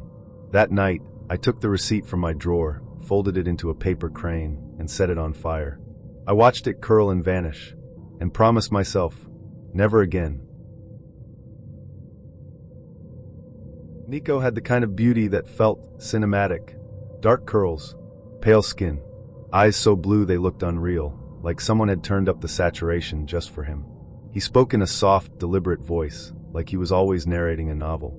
When we met, at a gallery opening I almost skipped, he was standing alone in front of a painting of a woman screaming into an empty hallway. "I like this one," he said without looking at me. "It feels honest." We talked for 3 hours after that. I left with his number, a fluttering feeling in my chest, and a belief that something important had just begun. He was perfect at first. The kind of attentive that made you feel like the world had paused just for you. He'd send thoughtful messages, poems, quotes, midnight thoughts. He remembered things no one else did. My favorite tea, the way I took my eggs, the childhood scar on my left wrist I never mentioned twice. We went on 5 dates in 10 days. I told myself it was magic. It felt like falling into a soft place. Warm, safe, unquestionable. Until it wasn't. The first red flag came wrapped in roses. I'd mentioned my favorite flowers once, in passing, blue violets. They reminded me of a book I loved as a kid. A week later, a bouquet showed up at my office. No note, but I knew who sent them. Sweet, right? But then it happened again. And again. Even when I didn't tell him where I was. A Sunday afternoon at the park with friends, blue violets appeared on the bench beside me. After a yoga class I'd never posted about, a single flower tucked beneath my windshield wiper. Still, I ignored it. Told myself he was just intuitive. Then he showed up outside my work. It was a Tuesday. I was walking to grab lunch when I saw him across the street, just standing there. No call. No text. Just watching me. I smiled and waved. He crossed the street and kissed me. I missed you, he said. We didn't plan anything today, I replied. I know, he said, but I had a feeling. The next day he showed up again, and the next. I told him I needed space during work hours. He apologized, brought me a smoothie, said he just wanted to surprise me. It's romantic, he said. You'll see. The turning point came one night when I posted a photo on my private story. Just a drink at a rooftop bar, no location tagged. 20 minutes later, he was there. I figured it out, he said, smiling. How? He shrugged. You posted a picture of that drink once before. I remembered the background, traced the string lights. That night, I changed all my privacy settings, made everything private, told him gently that I needed boundaries. He smiled, then frowned. I just want to see you, he whispered. Why is that wrong? I tried to pull away after that. Slower replies, less availability, polite deflection. He didn't take it well. He messaged more, called more, started sending long looping texts about how much he cared, how afraid he was to lose me, how empty he felt without my voice. One night, he left a voicemail. You make me real. Without you, I feel like static. Please don't let me disappear. Another night. I know where you live. I would never hurt you. I just need to be close. I blocked him. Everywhere. Every platform. Every number. Then came the emails. He used burner accounts. Anonymous servers. Some were long and poetic. Others just said, I'm still here. I came home one night and found a note slipped under my door. It said, you looked beautiful sleeping. I didn't sleep that night. The next morning, I called the police. Filed a report. They were kind but non-committal. No direct threats, they said. Technically hasn't broken any laws. Keep records. Be careful. I bought blackout curtains. Changed the locks. Slept with pepper spray by my bed. My heart began to live in my throat. Then he vanished. No calls. No emails. No flowers. No shadow across the street. Weeks passed. Then months. I started to breathe again. I moved cities. Got a new job. Told myself I was safe. Started dating someone new. Someone kind. Quiet. Predictable. I never told him about Nico. Some stories feel like curses when you say them out loud. Then it happened again. I found blue violets on my porch. No note. Just the flowers, perfectly arranged. I froze. Stared at them like they were bleeding. It couldn't be him. He didn't know where I'd moved. I never told anyone. I took a picture. Deleted it. Threw the flowers in the trash. A week later, another bouquet. A different arrangement. Still violets. This time a small card. No writing. Just a single drawn eye. My phone started ringing again. Every Tuesday. 3:03 a.m. No caller ID. No sound on the other end. Just breathing. Steady. Familiar. I changed my number again. But the calls kept coming. New numbers. Same time. I stopped answering. But I couldn't stop knowing. I started seeing him in crowds. Once at the grocery store, his back turned, same curls. Once on a train platform, just the eyes staring. Always gone before I could be sure. But I knew. I moved again. This time across the country. New name on my mailbox. New routine. New life. But fear travels. And shadows are good at waiting. Last week, I found a package. No return address. Inside, a photo of me sleeping. Taken through a window. Blue violets on the windowsill. I moved again. But even now, every Tuesday, I still wake up at 3:03. Sometimes the phone doesn't ring. But I hear breathing anyway. Inside the house. I should have known the night was going to be a disaster the second he opened his mouth. Maybe it was the wine on an empty stomach, or maybe it was that stupid little hope I still carried around, the one that says, maybe this one will be different. But no, this one wasn't different. This one was spectacularly worse. We'd matched on Tinder 3 weeks earlier, and his name was Theo. Tall, good hair, a jawline you could hang laundry on, and that slightly smug, squint-a-smile guys get when they know they're good-looking. His profile was minimal, just foodie. Gym rat. Living my best life. But his photos were him in Paris, him on a yacht, him in front of some wine cellar that looked like a movie set. We'd messaged casually at first. He asked where I liked to eat in the city, and I told him about my favorite hole-in-the-wall ramen place. He immediately dismissed it. I don't really do casual dining. But I laughed it off. He said he knew this incredible new French-Italian fusion place, and that he'd take me there for our first date. When I showed up that night, I already felt underdressed. The place had chandeliers the size of small planets, tables spaced far enough apart for a presidential assassination, and servers gliding around like they were on invisible tracks. I'd worn a black dress and boots, classy, but not $300 A-plate classy. Theo was already at the table, phone in hand, scrolling with the kind of intense concentration people usually reserve for defusing bombs. He didn't look up until I was standing right there. "You're late," he said, and I wasn't. I was on time. That was my first warning. I ignored it. The server came over, all smiles, offering to explain the specials, and that's when Theo's voice dropped into this tone I can only describe as entitled Yelp review. "Actually," he said, looking her dead in the eye, "I need you to tell the chef to redo the foie gras. I saw the guy at the next table get it, and it looked underseared. That's unacceptable for a place at this price point." I felt my stomach sink. The server nodded politely, but I could see the flicker in her eyes, that tiny flash of, "Oh, you're one of those." We ordered drinks, a ridiculously expensive red wine Theo insisted on, and he launched into a monologue about how he'd been burned by restaurants before. Apparently, his tragic backstory was that once a Michelin-starred chef had overcooked his steak. The appetizers came, and Theo took one bite before theatrically pushing his plate away.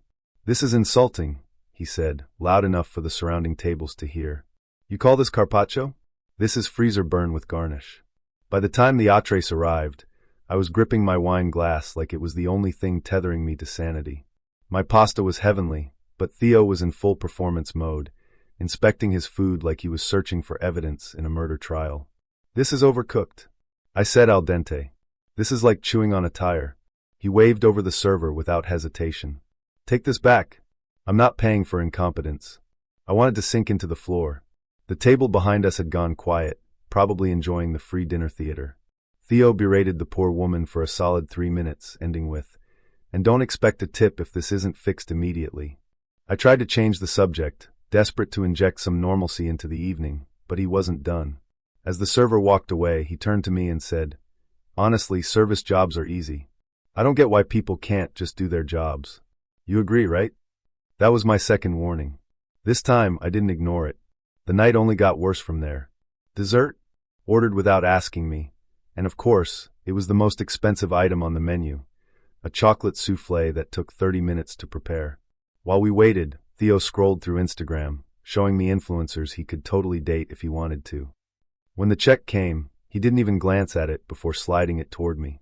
"I forgot my wallet," he said casually, sipping the last of the wine. I laughed, thinking he was joking. He wasn't. "You're kidding," I said. "Nope. I mean, I paid last time," he replied, which was impressive considering there was no last time. "You've got this, right? You're a modern woman." My stomach twisted. The total was over $300. I could pay it. I had the money, but it was the smug expectation in his voice that made me want to hurl the soufflé in his face. I paid. Not because I wanted to, but because I wanted out, and because I didn't trust him not to make a scene if I refused. Outside, he had the nerve to go in for a kiss. I stepped back so fast I nearly fell off the curb. "Yeah, no," I said, turning toward the street. "Have a good life." He shrugged like he'd just been turned down for a free sample at Costco, and walked the other way. I thought that was the end of it. It wasn't. 2 days later, I got a Venmo request from Theo for $50. The note said, "Gas money for driving to the date." I blocked him. It was a late summer evening that made the whole city glow, the sun leaning low over rooftops and making even the cracked sidewalks look cinematic. I'd curled my hair, dabbed perfume on my wrists, and painted my mouth a shade called After Hours. I wasn't looking for forever, but I was open to whatever. His name was Adrian. We'd matched on that Sunday night, that twilight zone between lazy weekend and Monday dread, and the conversation had been electric. He was quick, not just in the way he typed, but in the way he seemed to read me, pulling little details from my profile and tossing them back like perfectly placed darts. His photos were, God, tall, sharp suit in one, bare-shouldered in another, sunlight spilling across his jawline in a third. He had suggested we meet at a wine bar downtown.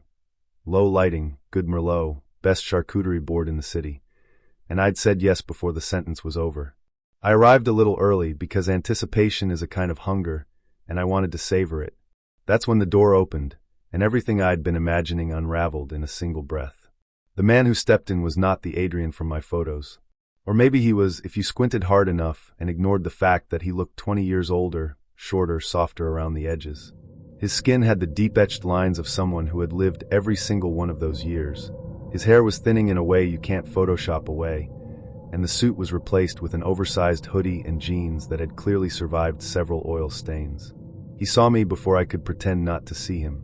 His smile spread wide, too wide, and he walked toward me like this was exactly the moment he'd been expecting.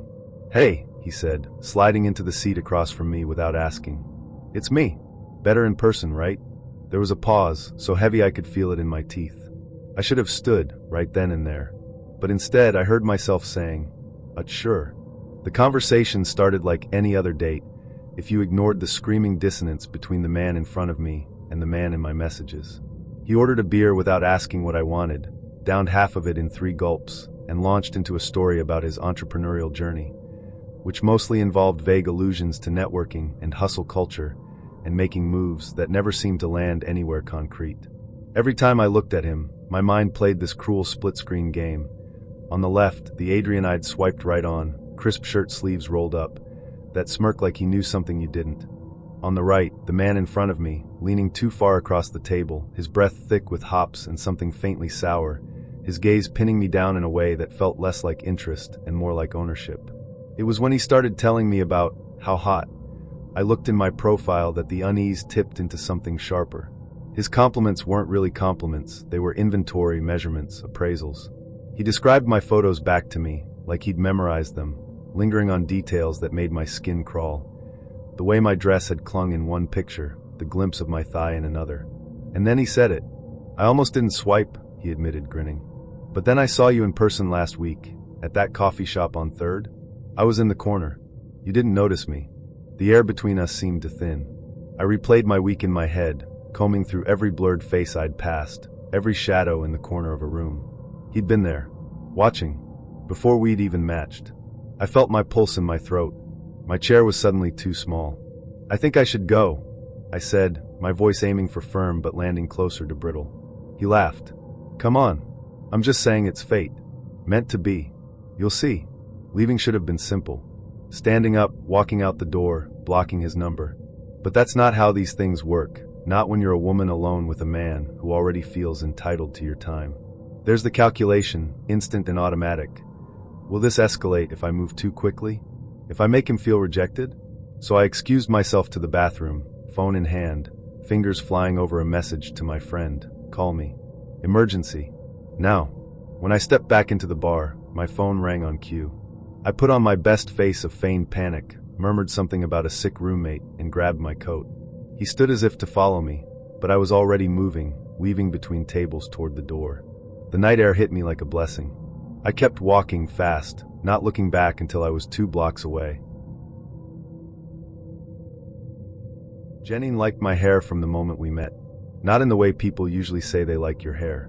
Not a compliment, not flirtation. She said it reverently.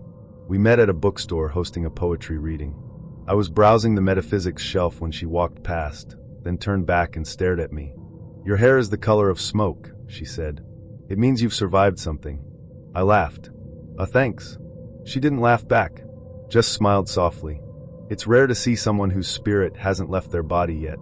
She handed me a book I hadn't noticed, Folklore of the Wound, and disappeared. Inside the cover, she'd scribbled her number. We went out that weekend. She wore long velvet sleeves, carried a satchel that jingled when she moved, and drank tea like she was divining the future in the steam. "I don't believe in accidents," she said during our second date. By the third, she kissed me and whispered, "I dreamed you before I met you." And I didn't run, because Jenny was beautiful in that uncanny way, the kind of beautiful that makes you ignore the bells going off in your head. You don't fall in love with people like her. You slip. She started asking for small things. A button from a jacket, a thread from a scarf, the wrapper from a candy I'd chewed. "Just for my altar," she'd say with a playful smile. "Keeps the energy balanced." I thought it was eccentric, artsy, maybe even kind of sweet in a weird, witchy way. Then she asked for my hair. "I want a piece of you," she said, brushing her fingers through it. "Just a strand." I gave her one. She tied it with red thread and kissed it before slipping it into her pocket. Her apartment looked like a dream built on bones. Candles burned in every corner. The walls were covered in old mirrors and strange symbols I couldn't place. Bundles of herbs hung upside down from the ceiling. Books were stacked in uneven towers, all worn and thick with margins scribbled in black ink. I found a box once while looking for a charger. Inside, dozens of tied clumps of hair. Curled, looped, labeled. One had my name on it. Another said, Tomas, 2017. Another, Marie failed. I didn't say anything, because I didn't know how to say, what the hell is this? The dream started after that. Vivid, strange. I'd wake up covered in sweat, unable to move for minutes. In them, I stood in a circle of candles, whispering words I didn't understand while something watched me from the shadows. I told her. She smiled. That means the ritual is working. What ritual? I asked. She shrugged. Don't worry. You're safe with me. I laughed it off. Told myself it was just her aesthetic. Just an identity. Just the things lonely girls do to feel in control. But things kept getting worse. I found carvings on the underside of my bed frame. Small symbols etched with something sharp. I asked Jenine about them. She didn't deny it. They're protective, she said. For your aura. You carved them into my furniture without asking. I love you, she said, as if that explained everything. I started seeing her in my dreams, even when I was alone. Started feeling her fingers on my forehead before I fell asleep. Woke up one night to find her standing over me, whispering words I couldn't understand. What are you doing? I asked, heart pounding. Sealing the bond, she said, stroking my hair. I didn't sleep for 2 days after that. I tried to pull away. Told her I needed space. That I was overwhelmed. She didn't scream. Didn't cry. She just tilted her head and said, but we're already connected. Then she left. That night, I found a wax figure on my doorstep. Small. Pale. Humanoid. It had my hair embedded into its scalp, and its chest was hollow. I didn't open it. I burned it. Or tried to. It didn't catch fire. Just melted slowly. Smoked black. Smelled like blood. The dreams worsened. I woke up with scratches down my back. I checked the cameras. Nothing there. I started hearing whispers in the walls. Felt something shift in my apartment at 3:33 a.m. every night. Lights flickered. Candles I hadn't lit would burn out on their own. I bought sage. Salt. Crosses. Nothing helped. I moved. But Jenine found me. She left a package outside my new place. Inside, a new wax figure. And a note. This time, don't fight it. Let it finish. I called the police. They took a statement. Said they couldn't arrest someone for witchcraft and candles. They told me to block her. I did. She sent letters instead. Then drawings. Of me. Surrounded by flames. Eyes missing. One drawing showed me sleeping, a hand hovering over my chest. The hand had Jenine's ring. I stopped going outside. Quit my job. Cut off friends. My apartment became a cage. Then a chapel. I drew symbols on the walls myself, desperate to balance whatever she had done. I burned my own hair. I prayed to things I didn't believe in. But still the dreams came. One day, I woke up with dirt under my nails and candles burned down around my bed. I had no memory of lighting them. There was a voice in my head when I woke. Her voice. You are becoming. I finally confronted her. Cornered her outside the same bookstore where we met. You need to stop, I said. I'm not yours. You don't get to do this. She just stared at me. You gave me your hair, she said, almost sadly. That means something. No, it doesn't. She smiled. It will. That night, I cut all my hair off. Burned it in the sink. Let it turn to smoke. And for a while, everything stopped. The dreams. The notes. The whispers. I thought maybe I was free. Until this morning.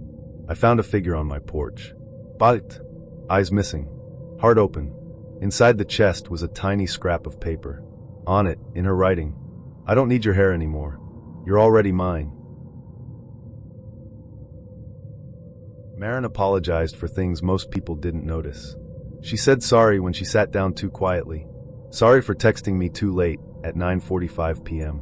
Sorry for eating the last fry from our shared plate, even though I'd already offered it. I just don't want to be a burden, she'd whisper, curling into herself. I thought it was sweet. Gentle. I thought she'd been through something rough. Maybe she had an ex who punished her for every tiny misstep. So I made it a point to reassure her. Told her, you don't have to be sorry. Ever. Looking back, I wonder if that's where it started. We met at a wine bar neither of us liked. Her friend bailed on her, my date ghosted. She was sitting at the counter, fiddling with her necklace. I ordered the cheapest glass they had and accidentally sat too close. She looked over and smiled like I'd walked out of a dream she'd forgotten. We started talking, and the night melted. She was shy but clever, with a voice so soft I had to lean in to catch half of what she said. She didn't make eye contact often, but when she did, it felt like a spell. We started dating a few days later. At first, she made me feel safe, like I couldn't mess up. Every time I did something wrong, forgot a plan, left my phone on silent, spaced out during a story, she'd say, "It's okay, I'm sorry I didn't communicate that better." She even apologized when I was late. I laughed about it with friends, said I'd found the most understanding person alive. But somewhere along the way, her apologies changed. It started small. "I'm sorry you were upset last night," she said one morning. "I wasn't," I replied, confused. She smiled gently. "You were. You just didn't want to show it." Another time, "I'm sorry I made you tell me not to talk about my parents." "I never said that." "You did," she said. "You just didn't use those words." I hesitated. I couldn't remember not saying it, but I couldn't remember saying it either. She looked so hurt, so certain. So I apologized. And that was the first time I said sorry for something I hadn't done. Over time, things got murky. She'd bring up things I didn't remember, arguments we never had, promises I didn't recall making. "You said you'd be there for my audition," she whispered once, tears brimming.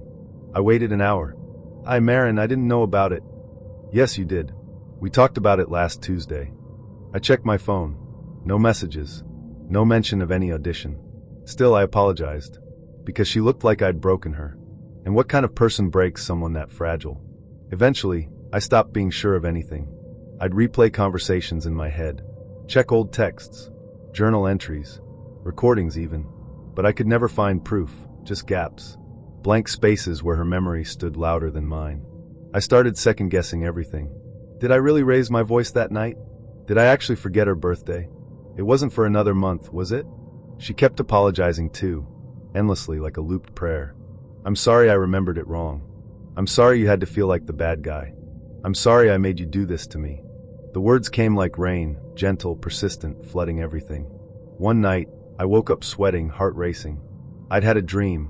Marin was standing at the foot of my bed, whispering my name, over and over, each time more sorrowful than the last. I looked around. Empty room. I reached for my phone. There was a message from her. "I'm sorry if I woke you." I never heard the door open. I started pulling away. Stopped replying to every text. Took longer to answer calls. Gave vague excuses for why I couldn't come over. She noticed. "Did I say something wrong?" she asked. "I'm sorry." "You didn't. I just need space." Her eyes filled with tears. "I'm sorry I made you feel that way. I just thought we were connected. You always said I could tell you anything." I didn't remember saying that, but I nodded. Then I found the notes. I'd gone to her apartment while she was out, just to grab my sweater. The drawer she always told me not to open was already cracked. Inside were stacks of paper, labeled, organized, conversations, arguments, moments of clarity, all meticulously dated, time-stamped, and written from her point of view. March 4th, he said he didn't want me talking to Rob anymore. I cried. He said I was being dramatic. March 17th, he forgot our anniversary dinner. I stayed quiet so he wouldn't feel bad. April 1st, he told me I'm not allowed to mention my parents again. Said it brings the mood down. None of it was true. I hadn't said any of those things. I know I hadn't. Had I? That night, I confronted her. She didn't deny it. She didn't even look surprised. "I just needed to remember things clearly," she said. "You change your mind so often. Sometimes I feel like I'm going crazy." I stared at her. "Marin, none of those things happened." She blinked. "Yes, they did." I left. Didn't say goodbye. Didn't explain. I blocked her number. Deleted our texts. Changed my locks. Spent weeks trying to scrub her from my life like a virus. But memory is a faulty archive. And guilt is a good editor. It didn't end there. I started receiving emails from her. Strange, long emails written like journal entries. "I know you need time. I'm sorry. I'm working on myself. You were right to be mad. I shouldn't have made you feel like you had to lie. I forgive you, even if you won't forgive yourself." I never replied, but I read every one. Some part of me needed to. Then came the package. No return address. Inside, a binder. My name on the cover. Inside, new notes. Notes from after I left. He texted me goodnight at 2:04 a.m. I know he still thinks of me. He told me in a dream that he missed how I see him. He says sorry in his silence. I closed the binder and set it on fire. Watched it turn to ash in the bathtub. I moved cities. Got a new phone. New job. Knew everything. But still, on certain nights, I wake up at 2:04 a.m. with the memory of a voice whispering, "I'm sorry I made you forget who you are." And I start to wonder, did she dream me into the villain? Or did I dream her into the victim? Because the cruelest kind of ghost is the one that makes you doubt you were ever alive. We met at a bookstore, which should have been my first clue that the universe was playing tricks on me. I wasn't even supposed to be there. My friend had dragged me out for an errand, then bailed last minute, leaving me to wander the shelves of new fiction like a rom-com extra. I was reaching for the latest Sally Rooney when a hand bumped mine, and a voice said, "You go first." I looked up into the kind of face you only ever see in dating app ads. Straight white teeth, warm eyes, slightly overgrown curls like he didn't care too much about being hot, but just enough. He was wearing a dark turtleneck and smelled like sandalwood and ambition. "I wasn't going to fight you for it," I said, laughing nervously. "Well, now I'm insulted." "What if I wanted a good brawl?" he asked, and smiled like he had a secret. We got coffee. He asked about my job. I told him I was a social media manager. He said he was in digital wellness consulting. I nodded, pretending I understood. I didn't ask for details. I was too busy looking at the way his knuckles curled around his mug, like he was sculpted to be held. His name was Aaron. He said it like it should be obvious. And somehow, he got my number without it feeling like a pickup. By the time I walked out of that cafe, I was already mentally planning our third date. He seemed like someone who knew what he wanted, who made things happen. And honestly, that was hot. We texted for days, long paragraphs, voice notes, even memes. He asked good questions. He said goodnight with emojis. He told me I had a soul that feels like spring, which sounds like a red flag in hindsight, but at the time made my stomach do a backflip. He planned our first real date. Dinner at a rooftop restaurant I'd only ever scrolled past on Instagram. There were fairy lights. He wore a blazer. I wore lipstick that cost more than the Uber. It was everything I'd wanted from dating and never got. Until dessert. "I really admire how driven you are," he said, swirling the stem of his wine glass. "It's rare to meet women with that kind of energy." "Thanks," I said, flattered but cautious. "It's exactly the kind of thing we look for." I tilted my head. "We?" He leaned in. "I wasn't going to bring this up so soon, but honestly, the alignment here is wild. You could be so successful doing what I do." "Oh," I said, still unsure what that was. He smiled. "I mentor women like you. I help them take control of their time, their money, their energy. And I think you'd crush it." There was a pause. Then he added, like a bomb with a glitter bow, "Have you heard of Verdant Bloom?" I blinked. "The skincare thing? It's so much more than that." Of course it was. He explained. With passion. With graphs on his phone. With testimonials from a woman named Tiffany who quit her corporate job and now makes 6 figures from her laptop in Bali. I tried to look interested. I really did. But my lasagna turned cold while he talked about wellness leadership and reclaiming abundance and building generational wealth through community. I was on a date, and I was being pitched. I smiled politely. I nodded. I paid for my half and said I had to be up early. He hugged me tightly at the end. "Just think about it, okay? I only open spots in my team twice a year." I got into the Uber and said nothing until the driver asked if I was okay. I wasn't sure how to answer. Over the next week, he texted nonstop. Not in a flirty way. In a manager way. "Hey, just circling back on Verdant Bloom. I think you'd vibe so well with our team call on Sunday. Did you get a chance to watch the 12-minute intro video I sent? Super powerful. No pressure, but I do think this could change your life."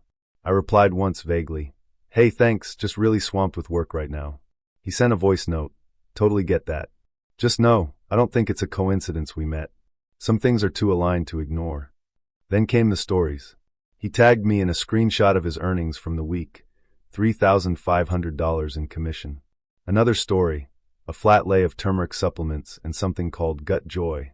A boomerang of him high-fiving 2 blonde women over a laptop in a kitchen filled with neon motivational signs. It wasn't just a job. It was a cult aesthetic. I muted him. He didn't get the hint. 2 days later, I got a message. I added you to the invite list for our Zoom mixer tomorrow. No pressure, but I'd love to see your face there. I left him on read. He sent me a follow-up video. Hey, just wanted to check in. I hope I didn't come on too strong. It's just, I see so much potential in you. It wasn't romantic anymore. It was desperate. It was creepy. I ignored it. Then he found my LinkedIn. I got a connection request, followed by an endorsement for content strategy. Then a message. You're seriously amazing at what you do. But what if you could do it for yourself? Imagine owning your own time. That night, I blocked him. On everything. A week passed. Then two. And then I saw him. At a pop-up market downtown. He was at a booth, tablecloth with the Verdant Bloom logo, a ring light, mason jars filled with bath salts. He was demoing an oil diffuser for a woman in yoga pants. When he saw me, he smiled like we were old friends. I turned and walked the other way. Faster than I meant to. I didn't stop until I was in my car, doors locked. I never replied to him again.